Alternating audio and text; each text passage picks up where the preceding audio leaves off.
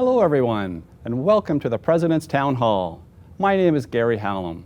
I'm the Vice President of International and Executive Dean for the Schools of Business and Hospitality and Culinary Arts.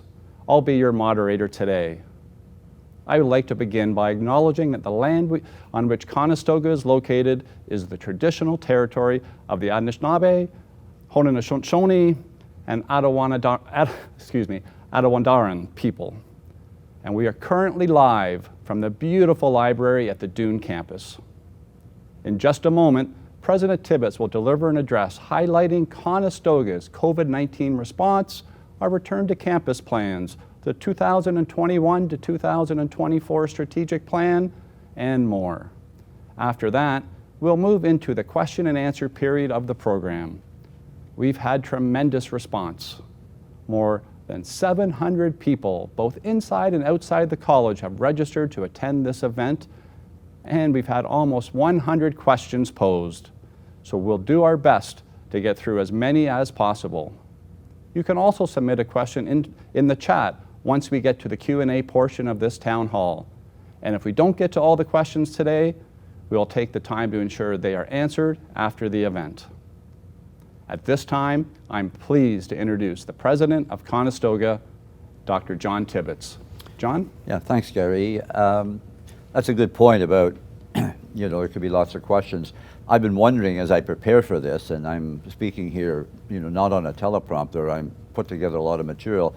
I'm not sure how much we can get through today. There's so many things to talk about, but we're going to start with probably the more difficult topic, and that is COVID and where we're going from here.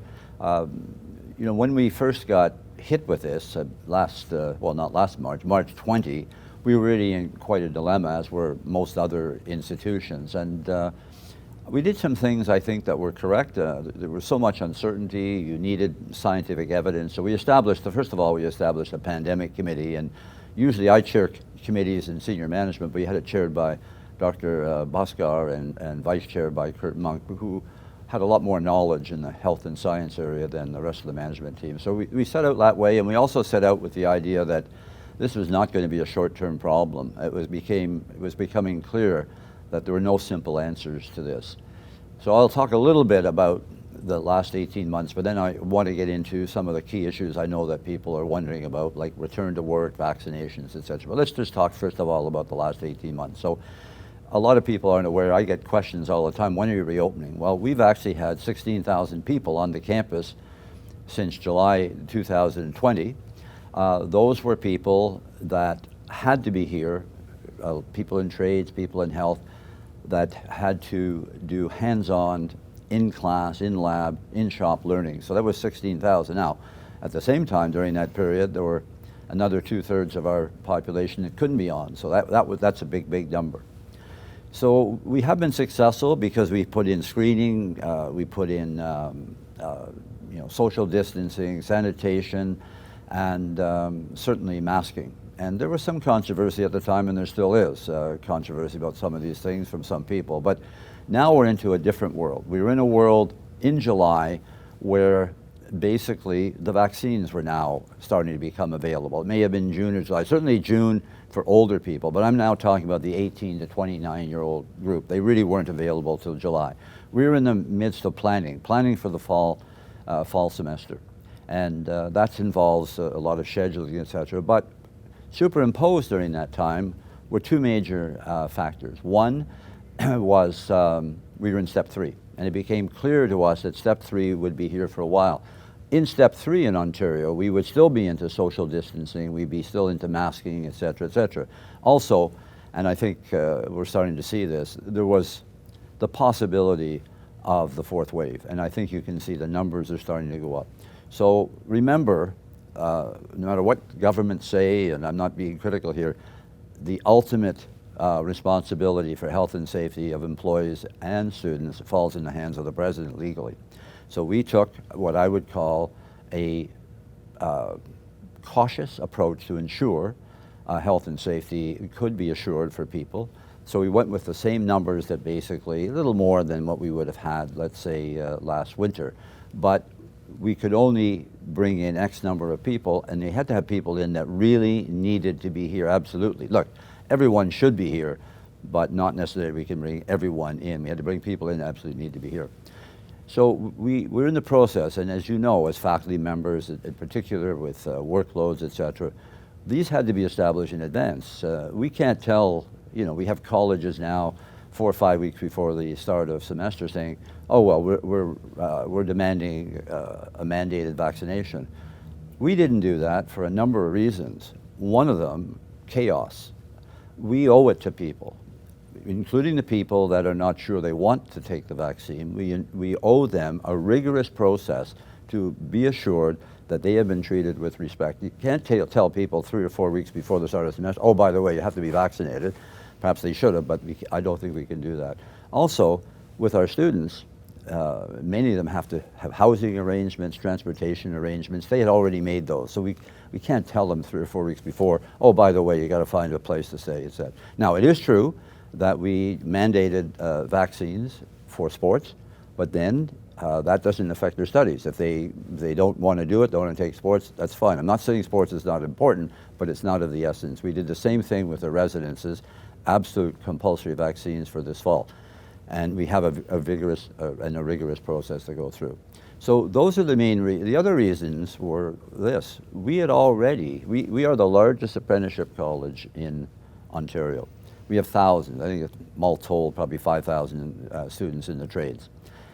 These people are all linked with employers, right? You're not an apprentice unless you have an employer attached to you. So you come on, your employer is expecting you to come on in July, and then we tell you in August, oh, by the way, you can't come on unless you're fully vaccinated. The colleges that are looking like they're doing everything properly are going to have hundreds of people on their campuses unvaccinated. I mean, it's impossible. The 18 to 29-year-old age group is vaccinated, fully vaccinated and immunized perhaps to 70-something%. It's not at the 90% level that you need to, and I hate to use that term, well, let's call it protect the community, not the herd. I call it herd immunity. So this is why we have done it this way.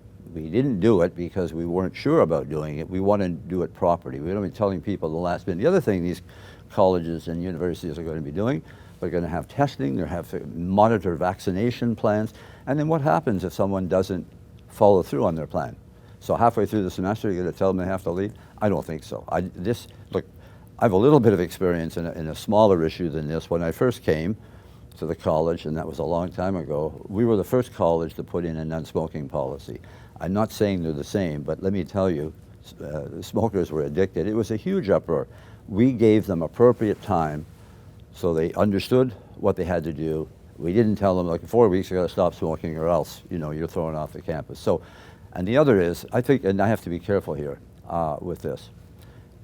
With exemptions, we are going to have to look at this very carefully. This is not going to be, I'll give you an example. I've seen a lot of these letters. I'm a Christian. I can't have a vaccine, and then there's a manifesto attached to it, which is really a political manifesto. So my job here is not to get in the center of a controversy. Is we have to be evidence-based, and I think we've proven that we are concerned about the employees. This has had a big impact, and a big impact on our operations. We believe we're doing the right thing in January. Oh, that's the other thing I just reminded myself of here. That I'm saying to the employees, that's the other thing I didn't mention, but we can't have employees finding out now or 2 weeks ago that they all have to be back at work in 3 weeks. I mean, that's no way to treat people. So that's the other thing. People have made arrangements. I mean, we have a lot of people that have family arrangements. They have a babysitter, they don't have a baby. They have to make arrangements. So what I'm saying to the employees here, I'm not talking so much to the students right now, the employees, basically the arrangements that you have been in for the last year will hold until January. That will give you time, and even then, I mean, we're not sure all of you will be back at work. It'll depend on a number of things, and that goes into, let's talk a little bit about January. So there's no question we have learned a lot about how to do work differently during this pandemic, and certainly students have learned a lot about how to study differently. Now, I want to make it clear, we're not suggesting we want to mandate a total hybrid work formula for students or total work at home for employees. But we have established under a steering committee and led by Dr. Kelly, a work location initiative with some guiding principles. Obviously, we'll take into consideration personal preferences. We'll also, though, it has to be primarily student-focused, correct? It has to be student-focused. It has to be tied into effectiveness, etc. There are about 7 or 8 principles. There is no way that we will know in the next 3 weeks what everyone is going to be doing in the future. It's going to take a few years to implement a plan like that. Certainly I'm talking now to the people that are going to go and jumping, I'm not going to Reuter other than for this example. 25 Reuter, obviously we're designing 25 Reuter, the new trades campus in Cambridge, with the idea of what a new system would look like as far as work location initiative. But it'll take time. I mean, I'm sitting here with Gary, he was in today looking at A-Wing and the kind of renovations and office space. So I'm not saying that we won't be able to tell anyone where they'll be able to work, just, you know, in the near future. But we will not know what the final answer is. You know, some people may be told because it's going to be a major renovation, you're going to still work remotely. Other people, the renovation will take place, they'll be able to come in. But this is a complicated thing. It's what I think you should be happy to note. We're not telling you what the plan is because, quite frankly, it's too complicated and it involves you. I don't know what I'm going to be doing, quite frankly. I know that my office will be much smaller, but what do we need for meeting rooms, etc. So we need to talk to people about this. It's very, very important, absolutely important. Look, a lot of our lives are tied up in this college, and I know myself. I mean, I've been here now. This is like 34 years last week. It's a big part of your life. So you don't want someone telling you, you know, in 3 weeks you've got to be in, and by the way, there's your new office.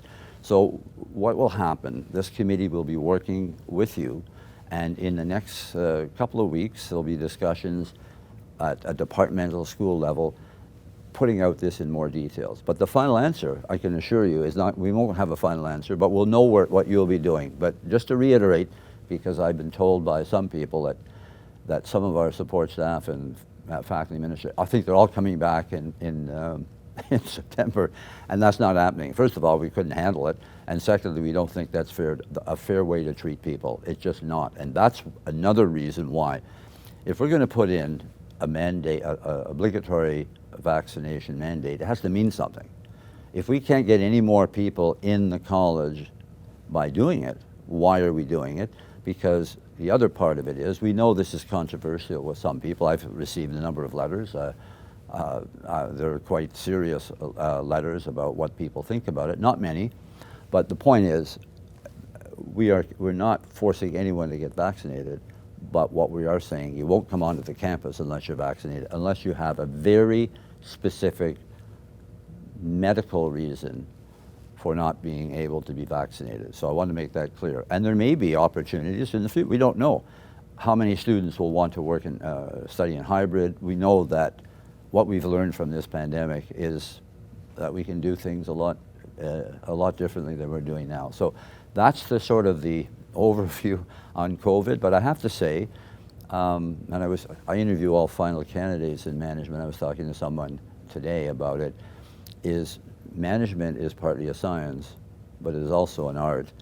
And whatever situation you're in, you have to remember, if you can use that philosophical term, that every situation is not necessarily all generic. There's some phenomenologies that are anyway, I've got mixed up in that. Anyway, every situation is a little different. My mouth is a little dry here. I'm going to have to just take a sip. That's why I'm having trouble pronouncing a word here. Yeah, we have to look at every situation as an individual situation. So that's the first topic. Now, the second topic is, and it's funny when there's not an audience here, because normally I'd be looking out and I'd be talking to, Brenda's sitting there, and what do you think about this, Brenda, and Norma, et cetera, and maybe you can ask Bruno now, because he's an employee now, and everyone else. But anyway, let's get back to the topic at hand. Just give me a moment to jump to the next topic.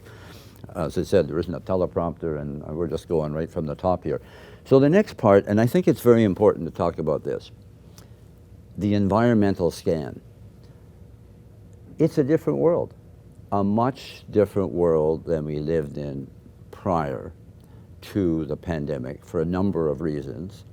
And let me list them, let me try to bucket them in those areas that'll provide a lot of opportunities for the college. But let me also talk about, I hate to use the word threats, but let's say headwinds, because we can get through the pandemic, we can get through almost anything. So here's what is happening. The pandemic has really accelerated the amount of automation, artificial intelligence, low-skilled jobs are disappearing. That's going to be very, very difficult for a lot of, youth unemployment is growing. That's a big, big problem. Another big factor, our skill shortage at the same time. So you can say, well, what's he doing? He's talking about all these, jobs disappearing. On the other hand, he's talking about skill shortage. Well, it's the classic people without jobs, jobs without people scenario, and it's going to get worse. And if you superimpose on that a big, big issue, and it happens in most, let's call, I hate to use that term, let's say industrial societies, I won't use the term developed, but industrial, let's call them affluent, that's a better term, affluent. Birth rates tend to decline, and that's the reality. And our birth rates, we're not replacing our population. And we also have skill shortages in areas like information technology. We can't, I've had a meeting with the new head of Communitech, and we're going to meet with him again and his team on September 14th. He told me about 2 weeks ago that I think it was something like 5,000 jobs right now are available for IT professionals. And they're not all PhDs, by the way. It's a whole layering of people. So that's happening. And the declining birth rate is going to really make a big difference as far as the rate of acceleration of immigration. It's going to increase. It's going to increase because of the skill shortage. And I know this is controversial for some people, but the federal government has been aware of this for quite some time, and you may not be aware of this. The student enrollment in post-secondary education, because some people think, it's Conestoga. The student enrollment in post-secondary education in Canada is a $21 billion business annually, contributing to GDP. This will grow, and it'll grow. And the other thing that is happening, and now I'm moving a little bit into, the positive of all this is that it's in our wheelhouse. That's our mission. Our mission is to help everyone that wants to be helped to be the best they can be. I mean, I'll give you an example. So, let's talk about a health area, because that's a huge area of shortage. So, everyone understands the BSCN, and we have that partnership with Master, but there's an RPN, and then there's a one-year PSW, and then there's a 6-month support care worker, and there's upgrading. I mean, that's not what goes on at the universities. This is about laddering and opportunities for people. So there'll be lots of opportunities for this college to grow dramatically, and that's why, when we get into the strategic plan, that's why the footprint, growing the footprint and growing within the footprint is so important, because with our student body, it's much more diverse. I mean, there's no comparison between the egalitarianism at this college and any university. It's not even close. It's equal all 4 socioeconomic quartiles. The universities are not drawing from all 4, they're drawing mainly from the upper. Financially, there's no question. I mean, we have the number of families where the families are making $50,000 or less. Academic prep, but I don't mean we're bringing in people with less than high school in our BSCN, but we have ladders. You have ladders for salmon right out in BC. Surely we need, isn't that the right way to do things? So, and not only that, you see what's going on in the world in Afghanistan, we've already been contacted by the federal government, and we will be welcoming this college as soon as they actually get into the country, as we did with the Syrians. We will be offering programming, and there'll be more of that. Let's face it. I mean, we talk about Canada. I mean, there's been a lot of issues, no question, and we're going to be doing more and more for Aboriginal students. But this world is a big, bad, tough world. There's going to be what's going on around the world. There's going to be more people that are coming to Canada, and we are there for them. So we think that the opportunities for us are tremendous, and that we can play even a bigger role, because we are also in discussion with the government. It's possible. I know when I first said we'd have degrees 20 years ago, people had smiled, but we actually, I think, are in the game as far as 3-year degrees. I think we are. And I want to assure the faculty out there that that doesn't mean we think everyone has to have a PhD if we have a 3-year diploma. That's not going to happen. It's not going to happen that way. And also, we're in the game for potential master's degrees. So our range of programming will grow. So let's talk about a few headwinds too, that you know, and why we're doing what we're doing. So let's talk about the first big one. When I got here in 1987, I know I interviewed someone today for a job. They weren't born in 1987. Anyway, but you know, makeup, I haven't got any makeup on anybody, but I should, I probably do, I'd look better. But anyway, I interviewed someone today, and we talked about, you know, how the college has changed, and it's changed, actually, it changed dramatically. So there'll be even a much greater range of programming. But back in '87, when I got here, and we moaned and groaned at the time, God, the grants were terrible. We only got $6,100 per student, and it was just awful, and I'd hear it, I just got here, and I hear that's the big problem. Guess what? The grants today are $4,200 per student. I'm talking about domestic student. Now, I talked to Jacinda today about this, and we didn't come up with a number, but $4,200 now compared to $6,000 then, it's a very small number. And the other thing that's happening is that the government is encouraging student international enrollment. In fact, what they're doing, oh, that's the other thing, sorry. The tuition also, it's been frozen. And I don't think, look, we can complain all we want, but look, for about $2,800, you can come to Conestoga and do a 3-year program in engineering technology. You can get a general BA and pay $6,000, $7,000, and the equipment needs are like chalk and cheese difference. So we're under a lot of stress. And the government, guess what? I mean, if you should be concerned about the deficits. I'm not being critical as to why they're there, but they're huge. They're massive debt and deficits per province. And this is interesting because this provincial government was elected, and this is not a criticism of them. They were elected to reduce the deficit and debt, but how could they in this environment? So governments have poured money into this. So that's a huge issue for us. We are not going to, I mean, if people think we're going to go here and we're going to go there and they're going to open the doors, it's not going to happen. So, and so you should know, by the way, and it would shock you. So we're getting up to $380 million sort of a budget. 25% of that comes from government grants. And another piece is, and this is very concerning, is that this provincial government, and I understand why, have encouraged all of us to partner with private colleges and contract out their curriculum for international students. And there are 50,000 students in Toronto that are studying this way through Lambton and St. Clair. I'm not trying to name people, but a whole pile, and obviously not the Toronto colleges. We're not doing that.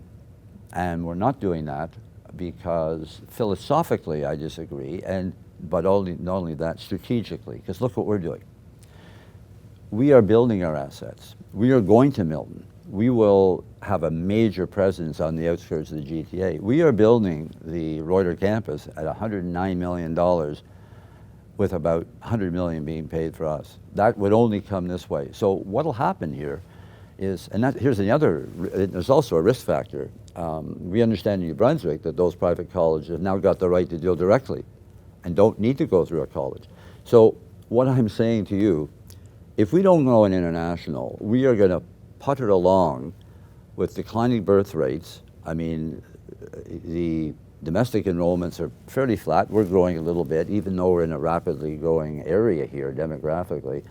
But we couldn't put the money into the teaching and learning service, into the Aboriginal area where we, you know, land for the indigenous garden, hiring additional people and extra staff, changing the curriculum, developing more and more program. And I'll give you an example. At PSW this year, we went from 350 to 2,100. So what I'm saying to you is, if we don't grow here that we will literally, on our doorstep, we'll have about 5 or 6 of these private public partnerships. I think, I would hope you would agree that, and don't forget, look at the difference. We are hiring. I interview all the final faculty. I know in the last 3 weeks, I've hired, I shouldn't say, I've interviewed at least 15 faculty. You're not doing that if you're contracting out your business, right? So we're hiring a lot, and you know, and the diversity. We're hiring people from Tunisia, from all over the world, et cetera, and indigenous faculty member, et cetera. So what I'm saying is here, never mind the political landscape, the financial landscape here in Canada, but in particularly in this province in this time, we need to be resilient, we need to be tough, and I think we're on the right track. We will be the most comprehensive institution in Canada, I'd say, in about 20 years. And that's why I'm going to go and put myself in a cryogenic chamber for a couple of months and then come back, you see. But no, I can't do that. But the point is, we're positioned to do a lot of very positive things. But I want you to know that those factors, and I probably missed a couple of them, but I think those are clearly the main factors we're dealing with. And that is a big threat to us, that public-private college thing. It's a big threat. 5 of us years ago spoke against it, but it was compelling for some colleges because they were so broke they thought they would do well. But remember, they get 3 cents on the dollar, we get 100%. So we can invest in services, student services to help students be successful, in better facilities, and let's face it, better facilities. I mean, some of these facilities, and you know, because Gary's always complaining to me about how we should fix AWIG. And he's right, that's not a criticism, he's right. He's a real advocate for the business school, et cetera, in other areas. So anyway, that's that bucket. So I don't know if I missed something. I got some notes, but no. So I think that's not a bad coverage of what we're up against. And perhaps what we would, maybe in the future, there's some questions and we can deal with some of that. So here's the third bucket. I'm going to have a little, normally, I guess if I was on TV, there'd be an ad and I can take it. But I'm just going to take mine. Can I take a drink here? You can maybe say a few words, Gary. I don't know what you want to say. But. Well, I know the business faculty and the Dune faculty are very appreciative of the renovations that are going to take place over the next 8 months. Good. Okay. He's got a job still. That's good. Okay. Now let's get to sort of the strategic direction.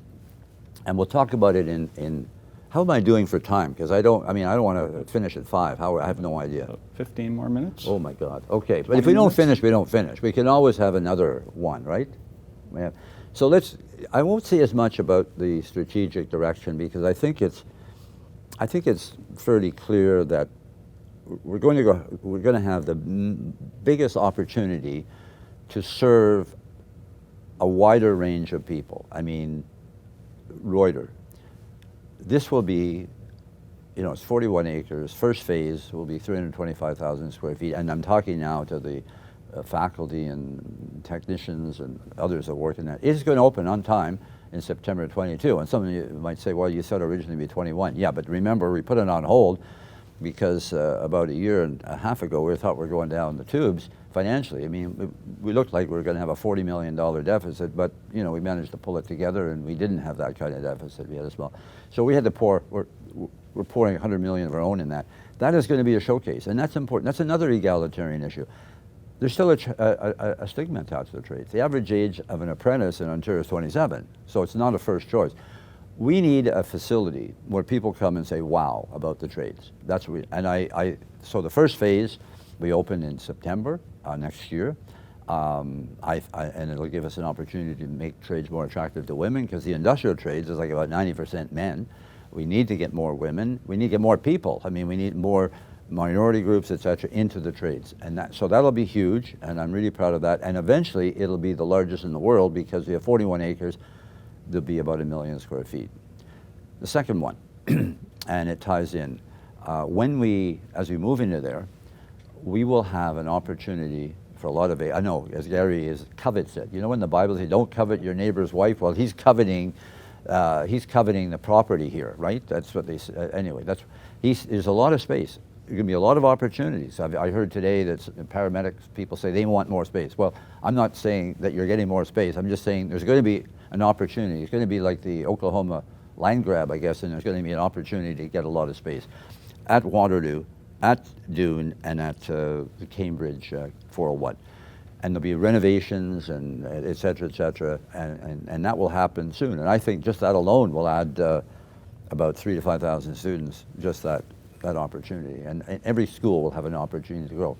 The other one is Milton. And I have to say, I'm really pleased. I know Brenda's over there, and she knows what that took. I mean, that was going to be university campus, okay? And that was going to be a university campus with 105 acres. And now it's a college university campus, and we were donated 45 acres of land, which is probably worth about $90 million right now. Tremendous opportunity, because see, with us there and Laurier, that's going to be a better situation for the citizens and for employers, because as I said, our wheelhouse is a different wheelhouse than the universities. It's less dealing with a certain niche and more dealing with a broader range. And as it turns out, one of the reasons we were successful, it's very clear that the real job market in Milton is about 80% related to college level education. So that's a huge thing, but also in addition to 45 acres, the Schlegels will be there. And we have a wonderful relationship with the Schlegels long-term care people, and they will build a facility on a piece of land, and we've bought 11.5 acres beside them. But even before we open, they are going to have some living classrooms, so we'll have 300 people there. So that's a huge thing. I mean, 10, 15 years from now, it could be 10,000 people, students in Milton. And I keep saying to Jacinda and Tim, I want to see, because it'll be a big building, tall. I'd like to see on the roof Conestoga, so when people fly in, you know, there's Conestoga. So it'll raise our profile dramatically. And as I said, because domestic enrollment is really tied to proximity, we will attract. I think if it's not the fastest, it's one of the fastest. And then there's Brantford, the third fastest growing city. And that's been our growth. There's been a little bit of growth during the pandemic, mainly related to trades at the airport, because we have a location there. But there's big opportunities. I think in a year or so we'll hear more. The mayor is really excited about giving us more opportunities. So I don't want to go on. There's other things too, but those are the big ones as far as the footprint. Obviously, we're making huge progress in PSW. What Veronique and her team, the Canadian Institute for Seniors Care, has established, and the partnership with the Cowan Foundation, et cetera. I mean, to go from, I realize we got some, you know, the government stepped in and made a difference, but even so, we have trained more PSWs. And there's another egalitarian issue. That is a group, I think there's about 30 or 40,000. And there are a number of reasons why there were so many deaths in the long-term care facility, but certainly one of them was a lack of trained workers. And we've stepped up there big time. We've you know, grown certainly our program in the Aboriginal area, as I said. We've added people, et cetera, and we don't have a lot of time, but I think what we've developed, as I said, developing a new degree program. We're working on leasing a piece of land with the City of Kitchener, contiguous to the Grand River, where it'll be, we'll do some land-based research and indigenous gardening and other practices. So we're very, very proud of that. There's certainly, and looking around here, the ERP, the you know, all the IT infrastructure. I mean, it's you know, probably, is Andreas still here? Is Andreas around? Oh, there's Andreas. He's probably, oh my God, you know, this fool. You know, what are we going to do here? You know, I mean, we need to look. These guys have really, and gals have done a hell of a lot of work for us. But I think, and I can see him nodding, we need to, and we are, Andreas is heading the team up, we've got to revamp our systems and really become much more sophisticated. And then there's just that little problem called cybersecurity, which is a massive issue nowadays. So that's going to be front and center also. There's no question that has to be front and center, but we're going to have to make a significant investment there. There's a lot of others investing in you know, more student success systems, et cetera. So that's the capacity, and then you'll see, if you look at our annual report, which is on the web, I don't know, Brenda, is the business plan's up there, so you get more detail. We can't put everything in the strategic plan, it just can't, because, I mean, who would have thought, seriously, that we'd be taking in maybe a couple of hundred Afghanistan people in the next little while. You can't build every little thing in. You have to. The heart of the plan is we're here to help everyone, all different groups, and we can't have layout plans for each one. But in the business plan, in the annual report, you'll see some of them in more detail. Let's talk about quality. I know people, because I get excited about capacity, and then we hear, well, gee, what about quality? Well, buildings are quality. I mean, learning environments are quality. Making your community healthier, because that's what we're doing. We're really making the community healthier socially, economically, etc. We got to make sure we keep, making a difference. But I can't list them all, but there's huge improvements in student support services, teaching and learning. We're adding people, and that made a huge difference to us during the pandemic, helping faculty and students adjust. So I'm not even going to try to mention them all, but I want you to know we're absolutely committed. In fact, in the audit, the provincial audit, we met and exceeded every standard. And that's not that easy in the middle of a pandemic, because obviously we're preoccupied, but I think quite clearly, and not only that, we're investing in people. We're hiring more people. Even, I would say, in the next couple of months, between, let's say, a month ago and now, we're probably going to be hiring 50 more people. That's an investment in quality. So I don't want to go into all of the different parts of quality, but certainly it's an important part of the college. And then, because we're running out of time here, sustainability. Sustainability is twofold in my mind, and I sort of touched on it. With the low funding and low tuition, we could whine and complain, etc. And quite frankly, I'm not saying it's because people don't care. Is if the government, let's face it, right now the number one issue provincially is the pandemic, and then it's going to be economic recovery, and that's going to be the big thing. What are you going to do for us in economic recovery? Oh, and by the way, you want an extra $50 million? No, you got to find a way. And in their mind, that way is be more efficient. But in particular, if you've got to develop, a strong strategy and implement enrollment with international. It's quite clear. If we don't do that, we're swimming. Talked about the ladders for salmon. It would be going the other way, and actually it's easier to go the other way, right? Because they're going upstream. I think they are. I think that's the issue. But we need to go upstream. If we go downstream, we'll never spawn, right? Because that's what, then they go up there to spawn or something like that. I think I remember that from a biology class. Anyway, they go up there to do that. If we really want to be successful and grow our college and meet the needs of this community, employers want skilled people. We can't, as you know, you oversee the programs in food processing. We would have shut those down. We can't get domestic students to consider going in those. I mean, it's a handful. Trades, we're not going to, 1 in 5 new jobs is going to be a trades job. We still have this idea, if you go to a grade 9 class, anywhere in Ontario, almost anywhere, it's 85% think they should go to university. And if the parents are in the next room, they probably agree. So we need the international for many, many reasons, and some of them, for some of us, I think it used to be 6 workers for every retiree. We're getting to the point now, we're getting close to 2 for every retiree. It's unsustainable for our country. So there's a lot of reasons, but that's the first part. But let's talk about what most of us think about as far as sustainability. Obviously, we don't have a college, we don't have to worry about a lot of things about how we're going to reduce greenhouse gases. But I want you to know that more than ever, a lot of us really understand that this is a big problem in the world. I mean, I'm going to sound silly here, but Gary and I were talking about tennis. I remember, it used to be hot, but I don't remember day after day wondering why you were even going out there, because the humidex was 40-something. I mean, it's hot. It's getting hotter. Look at these. I have a daughter that lives in Florida. These hurricanes are hitting more regularly, et cetera, et cetera. We need an even bigger commitment, but I don't want you to think we've done nothing. I mean, you will be surprised, by the way, that the Cambridge campus, this is over to my left, probably right now is not on the grid, even with air conditioning, because we had the foresight.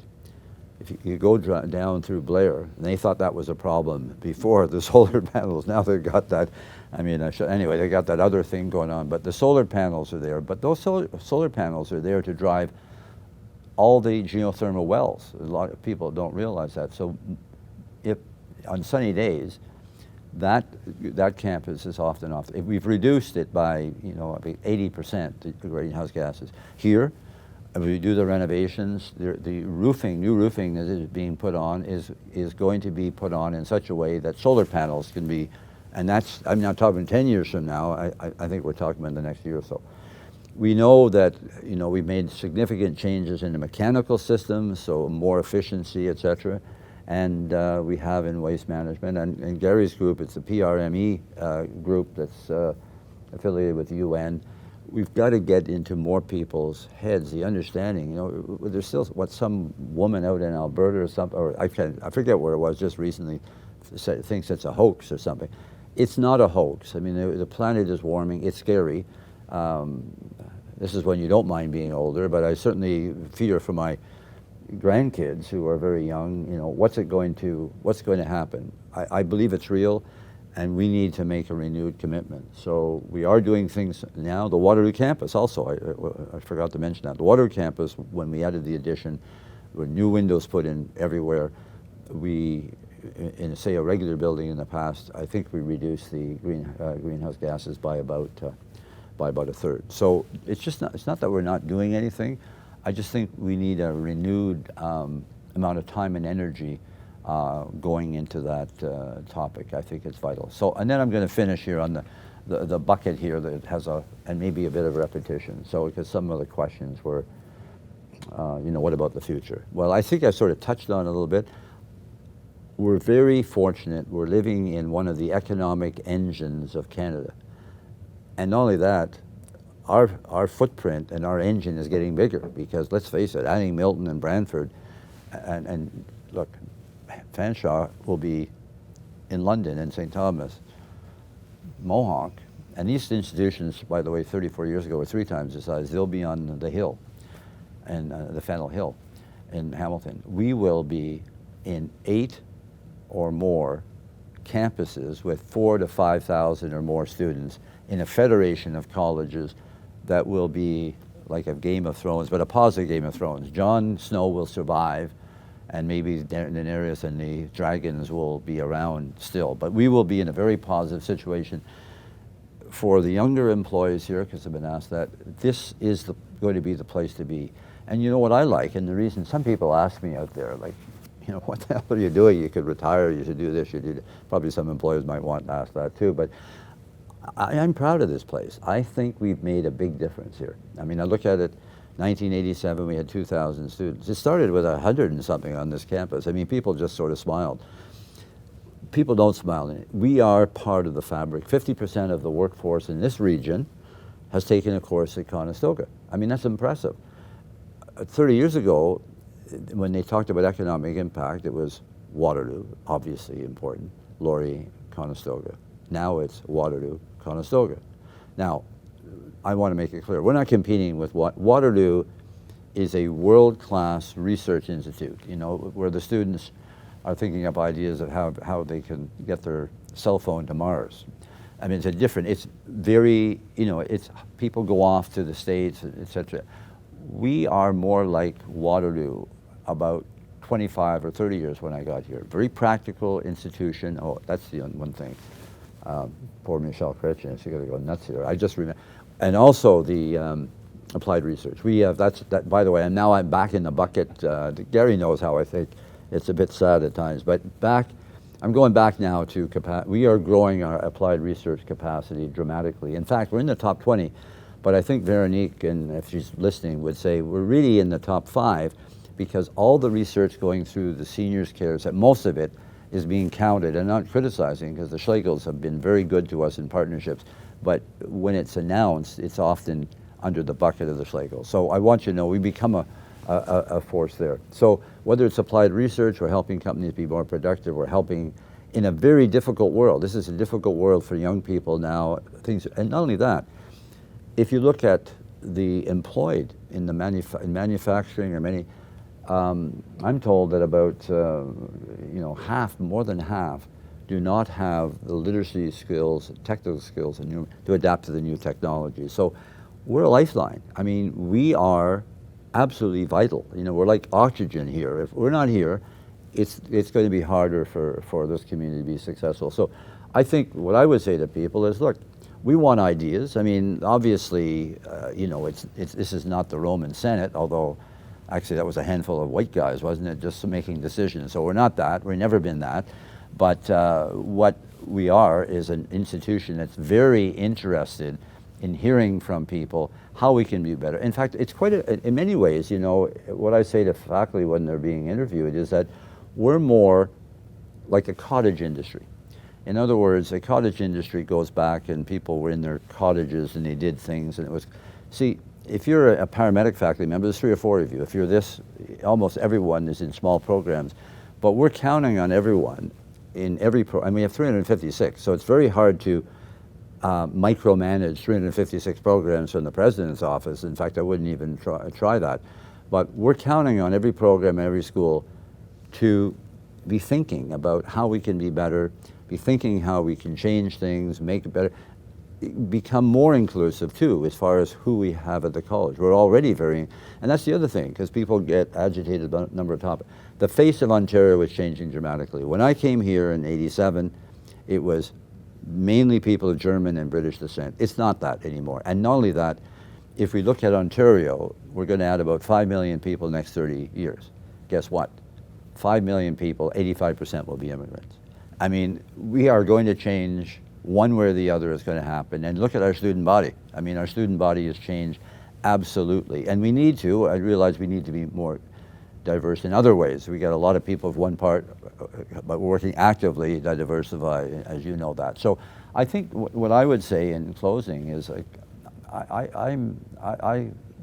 when I wake up in the morning, I feel, other than the pandemic, which has been a giant, it's been awful. I mean, it is for a lot of us. It's a struggle on a day-to-day basis, and trying to do what's right and not always sure exactly what's right, except we do think having vaccine mandate is absolutely the right thing based on the evidence. You look at what's going on in Florida and Texas, and I have a daughter living in Florida who has to send kids to school.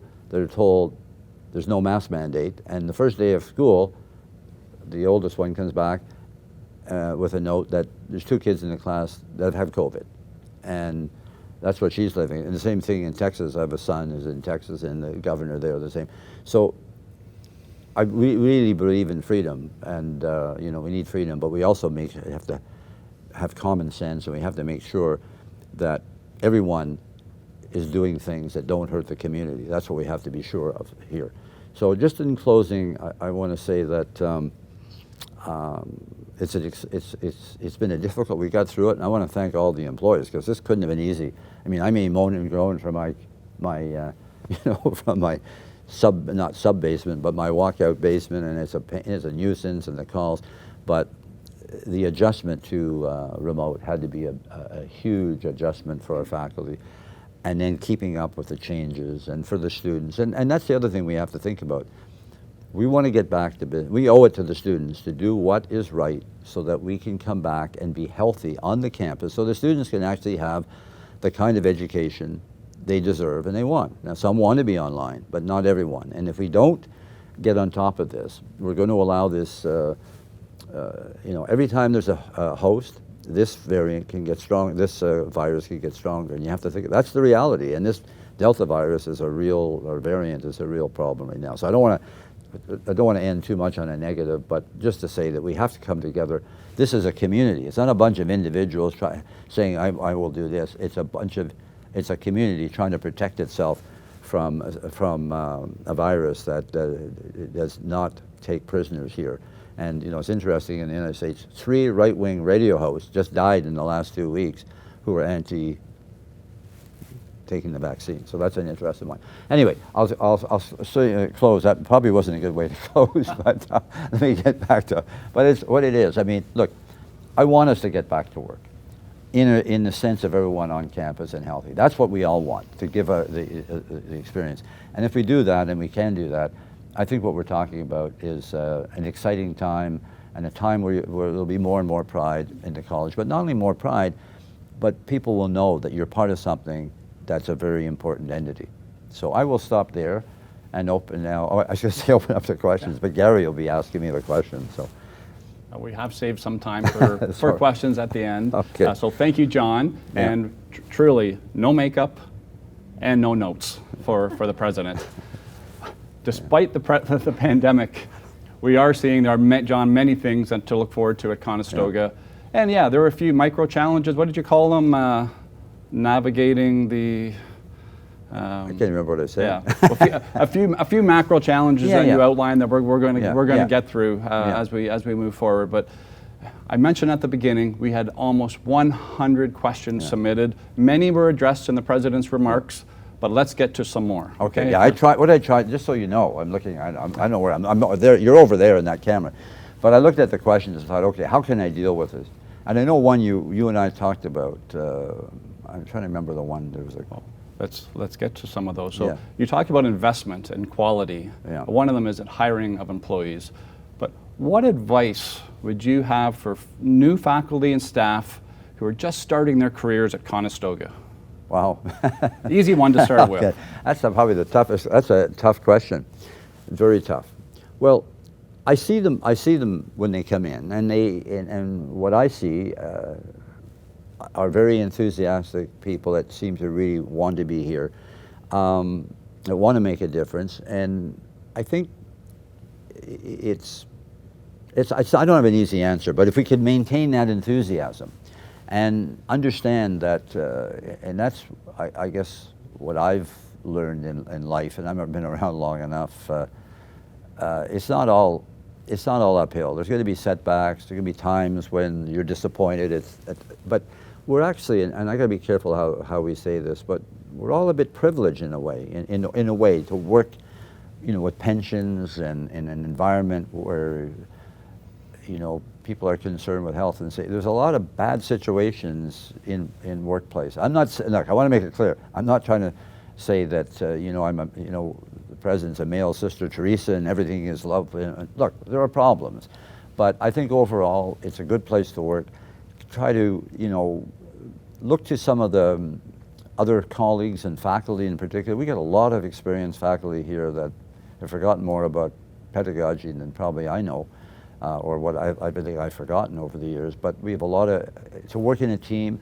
I think Norma's area, the teaching and learning area and engagement, Catherine Billinger, the teaching and learning area, has done a wonderful job. Yeah, keep up to date in your field.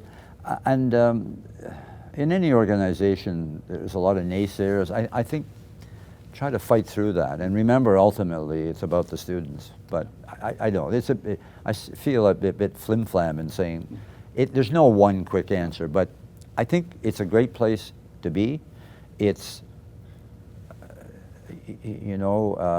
we're doing, if I can use that term, and I gotta be careful, God's work, so to speak. If you believe that in truth and virtue and helping your fellow man and woman, you're in the right place, because this is not a cutthroat business. I mean, I worked in a consulting firm, and it was very interesting. I mean, people are groomed to be partners. If you weren't, then they culled the herd, etc.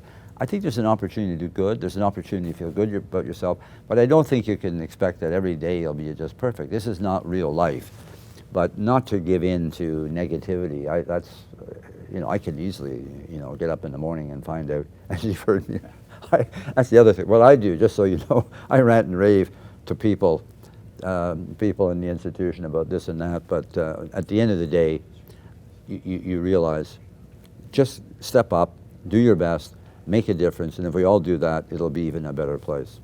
That's great advice, and we do have such an amazing team here to reach out to, and it is about the student. And you always talk to us about it's industry and the students. We're here to serve in the community. Right.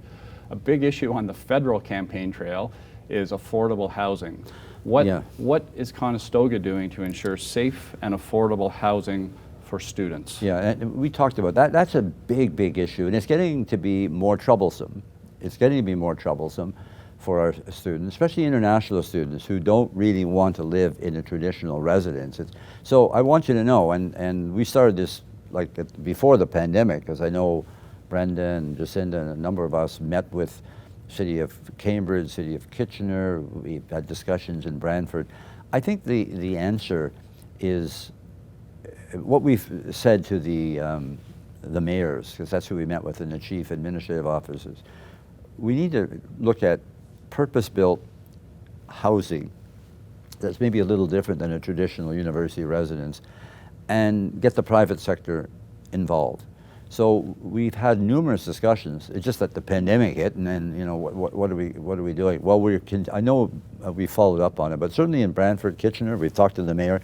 We need to do more, and I have to say, I think we've done a lot of good things, but I think, and you know that as well as I do, we never imagined when we started the international journey, and I'm saying something, talking to Banu and others, but I mean the work that some of our international recruiters have done, like Banu and others, is that we never imagined we'd go like this. We thought it would be more like that, and all of a sudden, lo and behold, we have what, 8,000, 9,000, 10,000. Now the pressure's been taken off a little bit now because we have a lot of students obviously studying online, but absolutely we are working on it. We're going to need we're looking at places in Galt, Preston, perhaps Hespeler, in Kitchener. I talked to the mayor about around the Fairview Shopping Center. You know how that's been renewed, and there's going to be residents in there. It is a huge issue, and we need to put a full court process, which has been worsened by the rental prices. Yeah, great. We have a couple minutes left here, and Okay. we'll try and get one or two last questions I see coming in here. How can we continue, and you did talk about this a bit, how can we continue to support domestic students as our international student enrollment grows? Well, as a matter of fact, we would not have the expanded Waterloo campus without international. That was about a $60 million project. I think we got $16 million from the feds in the province, mainly from the feds, and the rest we paid for ourselves. I look at that culinary facility, which is world class. We could never have had it. The Reuter, we would never have had it. We are not excluding. I mean, the truth of the matter is, if you look at, we have one of the fastest growing domestic enrollment increases of any college in Ontario. I mean, but the point is, it's 2% or 3%. Meanwhile, there's huge skill shortages. I would argue, I look in the advance of food processing, we would have canceled 5, 6 programs. We'd have to cancel some other So we've actually had more programming, we've had more services than if we had. We would just be limping along right now with $4,000 grants, $2,800 tuition, but the international is inevitable because we're being pushed in that direction. If we had contracted out, we'd be in worse shape. So we don't think we're hurting the domestic. We think we are actually providing more services. But it isn't. I can understand because it was so quick, so rapid. But we feel. I don't want to sound like what's his name, John Turner, in the debate there with Brian Mulrooney. We had no choice, but in some way we had a choice. But we think this is what's best for this community, the employers, and this. We owe it to countries overseas that don't have a big enough post-secondary infrastructure to provide some opportunities.